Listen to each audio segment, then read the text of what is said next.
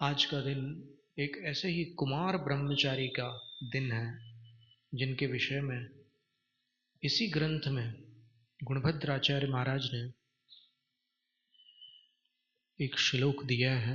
वो कहीं आगे आने वाला है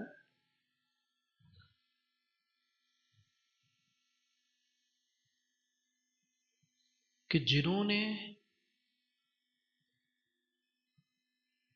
भोगे बिना ही भोगियों के लिए सारे भोग छोड़ दिए, ऐसे कौमार ब्रह्मचारी पंच तीर्थंकरों को मैं गुणभद्राचार्य प्रणाम करता हूं।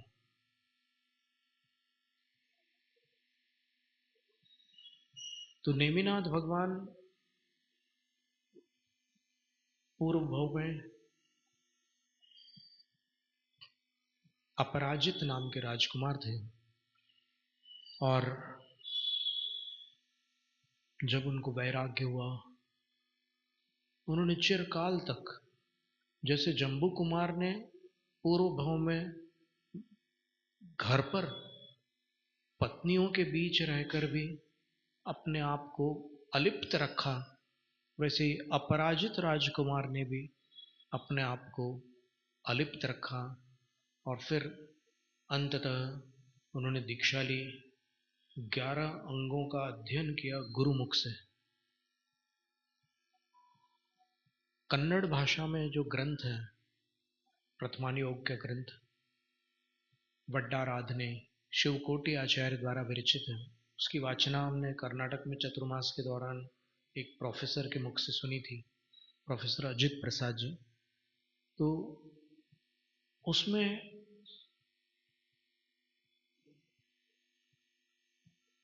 दीक्षा लेने वाले समस्त मुनिराजों का दीक्षा काल और उसके पश्चात 12 वर्ष का शिक्षा काल भी बताया है।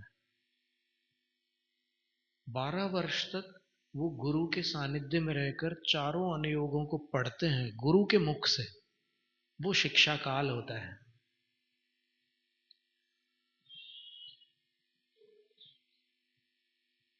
तो उन्होंने दीक्षा ली, 11 अंगों का गुरु के मुख से अध्ययन किया और फिर 16 कारण भावनाओं को भाया और 16 कारण भावना भाकर वज्र ऋषभ नाराज संगनन के धारक थे,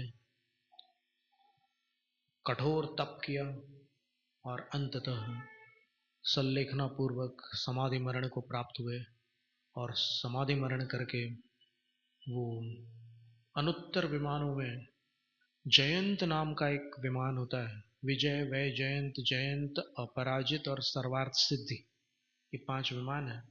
तो वहां जाकर के 33 सागर की आयु वाले हेमिंद्र बने और जब उनकी आयु 6 माह शेष रह गई तो फिर इस भरत क्षेत्र में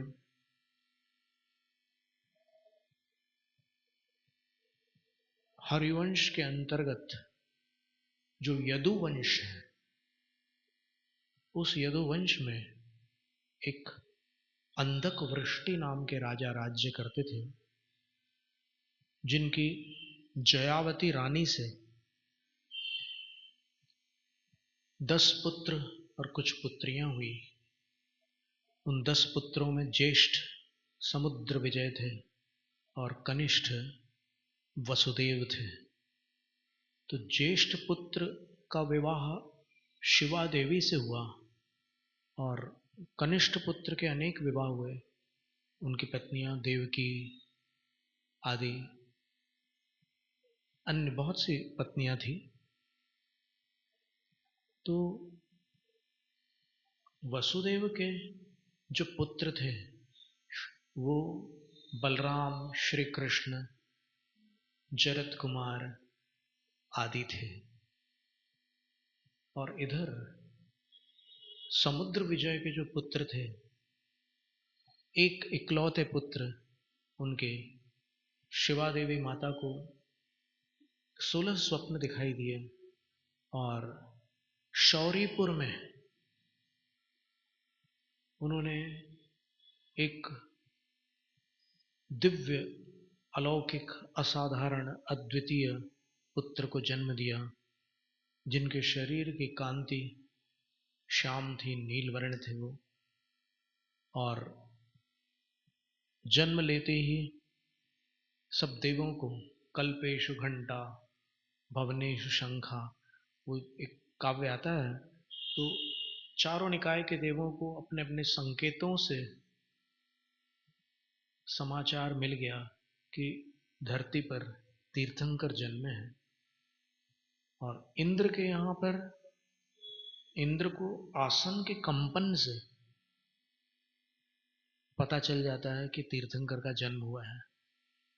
तो सारे देव वहां पर उपस्थित हुए इंद्र के नेतृत्व में, और ऐरावत हाथी पर आरूढ़ होकर इंद्र सब देवों को लेकर वहां पहुंचते हैं। और फिर माता को शची मायामयी निद्रा में निमग्न करती है, और जिनेंद्र भगवान को वहां से माँ के पास से लेकर के आती है, और वहां पर एक मायामयी बालक स्थापित करके जाती है। और आकर के वो बालक अपने स्वामी सौधर्म इंद्र को सौंपती है। सौधर्म इंद्र उनको देखकर देखते ही रह जाता है। और समंतभद्राचार्य महाराज ने स्वयंभू स्तोत्र में लिखा है, तव रूपस्य सौंदर्यम, अरनाथ भगवान के लिए लिखा, लेकिन सब तीर्थों पर, सब जिनेंद्रों पर लागू होता है। तव रूपस्य सौंदर्यम दृष्ट्वा तृप्तिमनापिवान् व्यक्षः शक्रः सहस्राक्षो बभूव बहु विस्मयः। आपके रूप की सुंदरता को देखकर तृप्तिम अनापिवान, दो आंखों वाला इंद्र तृप्ति को प्राप्त नहीं हो सका, तो वह सहस्राक्षो बभूव, 1000 आंख वाला इंद्र बन गया। इतने सुंदर थे आप।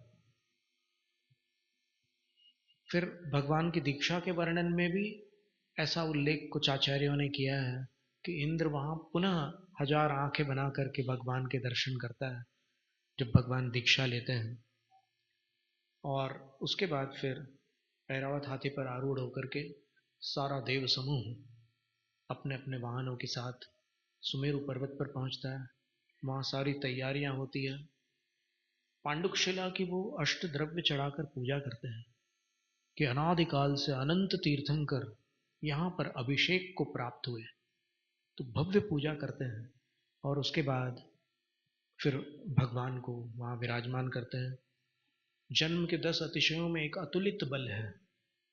सामान्य बालक जन्म लेने के बाद कुछ महीनों के व्यतीत होने पर धीरे धीरे पेट के बल चलता है, फिर धीरे धीरे बैठना सीखता है, फिर खड़े होना सीखता है, फिर चलना सीखता है। लेकिन भगवान को वो वहां ले जाकर के ऐसे बैठालते हैं तो भगवान बैठ जाते हैं, सहज रूप से बैठ जाते हैं। और फिर उनके ऊपर वो बड़े बड़े जो कलश जिनका वर्णन आता है ना, बड़े बड़े घड़ों से, कुंभों से उनका अभिषेक होता है। तो उस अभिषेक का वर्णन आप यदि देखना चाहो तो हरिवंश पुराण के 38वें सर्ग में जिनसेन आचार्य ने किया है कि सबसे पहले इंद्र ने भगवान का 1008 कलशों से अभिषेक किया, फिर सामानिक देवों ने किया, फिर लोकपाल देवों ने किया, सोम वरुण यम कुबेर 4 लोकपाल होते हैं, उन्होंने अभिषेक किया, फिर अन्यान्य देवों ने किया। और उसके बाद इंद्राणी प्रमुखा देव्य, इंद्राणी है प्रमुख, जिनमें ऐसी देवियों ने भगवान को अंगराग लगाया, उपटन लगाया। और उसके बाद फिर अभिषिच्य समारब्धा, उनके अभिषेक को इंद्राणियों ने भी संपन्न किया। ऐसा पासनाचर्यों में लिखा है। हरिवंश पुराण में 2 स्थानों पर लिखा है, 8वें सर्ग में और 38वें सर्ग में। और पद्म पुराण के 3रे पर्व में ये कथन आया है। और पद्म पुराण हमारे गुरु आचार्य विद्यासागर महाराज जी मूल संस्कृत से पढ़ते थे। सन 85 की बात है। तो उन्होंने जब द्रव्य संग्रह पढ़ाया था, तब अभी तो वो दिव्योपदेश नाम का पूरा एक उनके उपदेशों का संग्रह है। तो उसके पृष्ठ क्रमांक 140 पर बिल्कुल वो पंक्ति है जो इन ग्रंथों में लिखी हुई है। उसमें आचार्य श्री बोल रहे हैं कि जब सुमेरु पर्वत पर पांडुक शिला पर इंद्र, इंद्राणी और परिवार जन बाल महावीर का जन्माभिषेक करते हैं।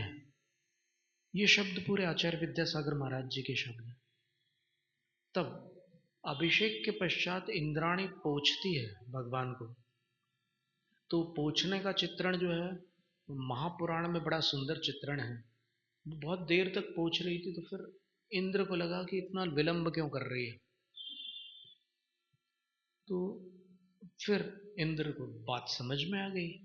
तो इंद्र ने कहा कि हे शची, पोछो मत, वहां पोछने योग्य कुछ बचा नहीं है। तुम जिसको जल की बिंदु समझ रही हो, क्षीर समुद्र के जल की बिंदु समझ रही हो, वो वास्तव में भगवान के मुख की स्वच्छता है, जिसमें तुम्हारे ये नासाभरण प्रतिबिंबित हो रहे हैं। तो तुम्हें वो प्रतिबिंब देख करके लग रहा है कि ये यहाँ पानी रह गया, तो तुम पोछती जा रही हो। तो पानी नहीं है वहां पर, वो भगवान के मुख की स्वच्छता है, उसमें तुम्हारे आभूषण प्रतिबिंबित हो रही है। तो ऐसा सब चित्रण शास्त्रों में आता है। तो नेमिनाथ भगवान का भव्य जन्माभिषेक हुआ, और उसके उपरांत फिर वहां से गंधोदक के विषय में भी जो बात थी, हमने मैं मदन सुंदरी कथा में बताई थी कि वो देवलोग अपने यहाँ स्फटिक पात्रों में गंधोदक लेकर स्वर्ग में चले जाते हैं, स्वर्ग तक ले जाते हैं गंधोदक को। और फिर यहाँ लाकर फिर इंद्र तांडव नृत्य और आनंद नाटक माता पिता को करके दिखलाता है। और यहाँ पर बड़ा भव्य उत्सव होता है, जन्मोत्सव। और फिर नेमिनाथ भगवान के जीवन में एक ऐसी घटना हुई है जो सब तीर्थंकरों के जीवन में नहीं हुई। संयोग ऐसा बना कि श्री कृष्ण के एक शत्रु राजा मत अपने जरासंध राजा थे। तो उनके निमित्त से उनको शौरीपुर छोड़कर सकुटुंब पश्चिम भारत की ओर प्रस्थान करना पड़ा। और उन्होंने नेमि कुमार के प्रभाव से, अरिष्ट नेमि भी उनका प्रसिद्ध नाम है, उनके प्रभाव से समुद्र के अंदर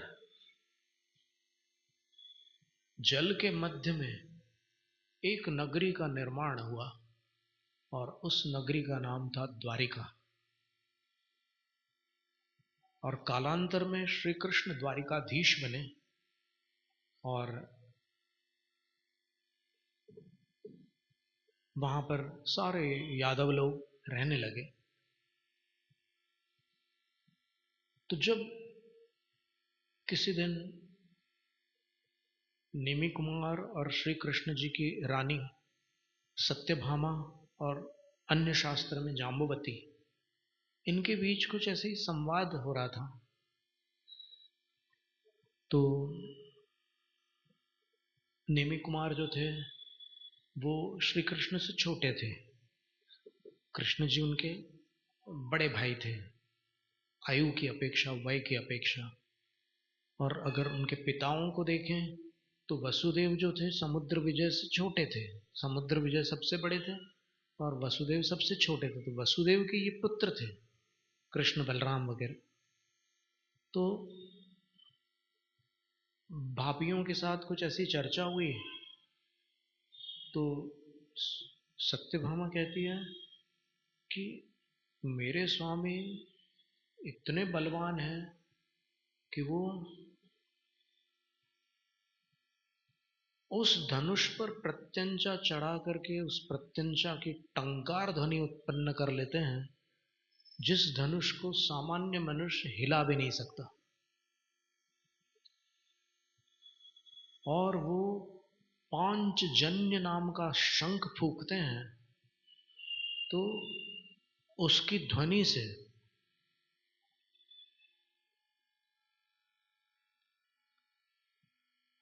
मनुष्यों द्वारा बनाए हुए सामान्य रचनाएं जैसे स्तंभ आदि हैं, उनमें हलचली उत्पन्न हो जाती है उस शंखनाद से, जो नारायण श्री कृष्ण जी जो शंख फूंकते हैं।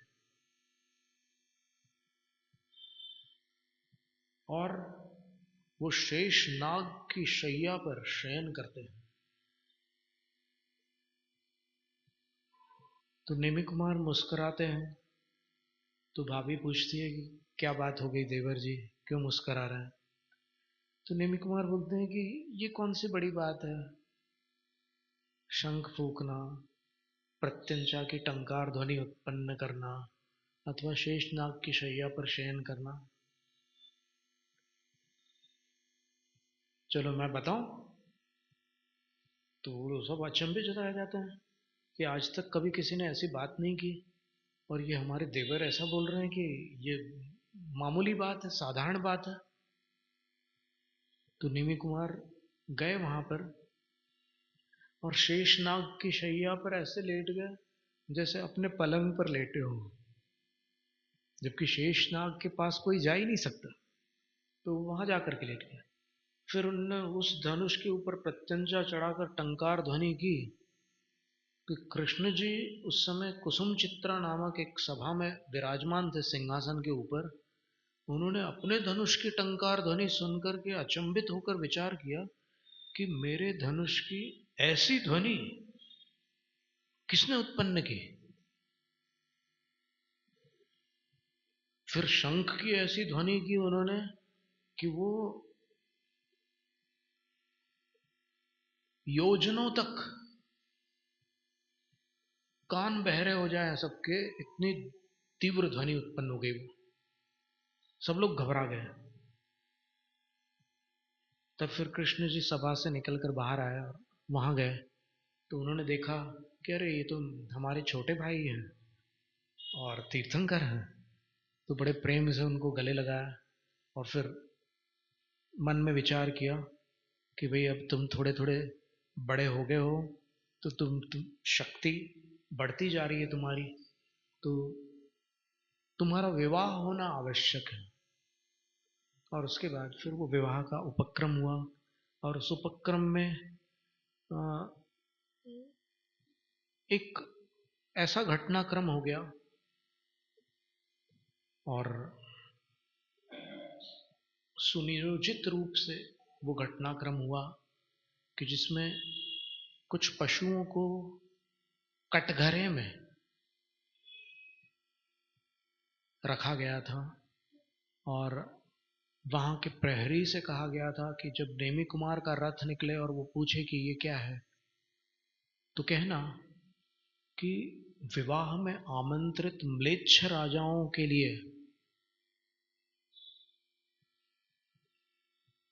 आमिष का प्रबंध है। अब आमिष का अर्थ आप जानते ही हैं, नॉनवेज। तो वैसा ही हुआ और नेमी कुमार मन में विचार करते हैं कि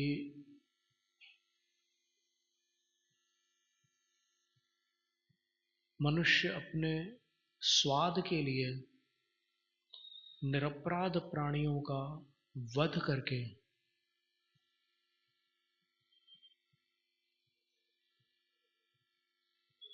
उनको तो कष्ट दे ही रहा है, उनके तो प्राणों का हरण कर ही रहा है, लेकिन अपने भविष्य, अपने अनिष्ट भविष्य का भी प्रबंध कर रहा है। अर्थात आगामी काल में उसका भविष्य भी वैसा ही होगा जैसा उसने दूसरों का वर्तमान बनाया है। सारथी से कहते हैं कि हे सारथी, अब हम जूनागढ़ नहीं जाएंगे, इस ओर रथ मोड़ो, हम गिरनार की ओर जाना चाहते हैं। और रथ उस ओर मुड़ गया और हाहाकार मच गया। ये क्या हो गया? क्योंकि तीर्थंकर थे, छोटा सा भी कुछ निमित्त मिल जाता तो उनका राग प्रगाढ़ नहीं होता। तीर्थंकरों का वो सब छोड़ छाड़ करके निकल जाते हैं। और उन्होंने वहां जाकर के निर्ग्रंथ पद को अंगीकार किया, केशलोन शादित किया। और अभी तक हम महापुराण के आधार पर एक बात कहा करते थे, अनुवाद पढ़ने के कारण, कि भगवान 3 साक्षियों में दीक्षा लेते हैं। तो 3 साक्षी कौन है? तो वहां हिंदी टीकाकार ने लिखा है कि एक तो सिद्ध भगवान है, तो देव हैं, और एक वही स्वयं है। लेकिन ऐसा श्लोक में नहीं लिखा हुआ है। तीर्थंकर भगवान 3 साक्षियों में दीक्षा लेते हैं, तो जो भी है उसकी खोज अभी करने योग्य है। सबको संबोधित करते हैं, सबको सांत्वना देते हैं, कहते हैं कि शांत रहो, आकुलित मत हो। मैं विवाह करने चला था, लेकिन कुछ संयोग ऐसे बन गए कि अब मैं संन्यास की ओर अभिमुख हो गया। वास्तव में मेरा जन्म ही विश्व कल्याण के लिए हुआ था, तो अब मैं दीक्षा ले रहा हूं, आप लोग शोक न करें। बस इतना कुछ थोड़ा बहुत बोलकर, सबको संबोधन देकर वो गए। पंचमुष्टि केशलूंज किया। पंचमुष्टि केशलूंज अत्यंत दुष्कर होता है।